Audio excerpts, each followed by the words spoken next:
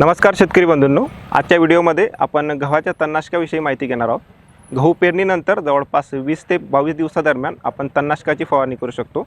आतापर्यंत गव्हाच्या तणनाशकामध्ये अल्ग्रिप हे तणनाशक गव्हामध्ये अतिशय उत्कृष्ट प्रभावी ठरलेले आहेत। अल्ग्रिपचे प्रमाण एकरी 8 ग्रॅम 150 ते 200 लिटर पाण्यामध्ये वापरून आपण जमिनीमध्ये चांगला ओलावा असताना 20 ते 22 दिवसाच्या दरम्यान आपण याची फवारणी करू शकतो। गव्हामध्ये तणनाशकाची फवारणी करते वेळेस जमिनीमध्ये पुरेसा ओलावा असावा आणि गव्हाची जी वाढ अवस्था आहे ती 20 ते 22 दिवसादरम्यान गहू असावा। तणनाशक फवारणी करत असताना बरेच शेतकरी काय करतात, मेथसल्फ्युरॉन मिथाइल जे गव्हाचं तणनाशक आहे त्याचा एकरी डोस 8 ग्रॅमचा आहे।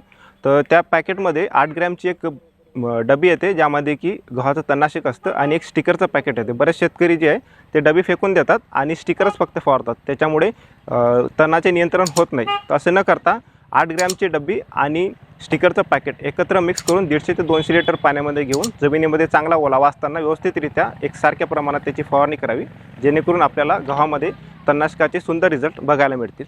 धन्यवाद।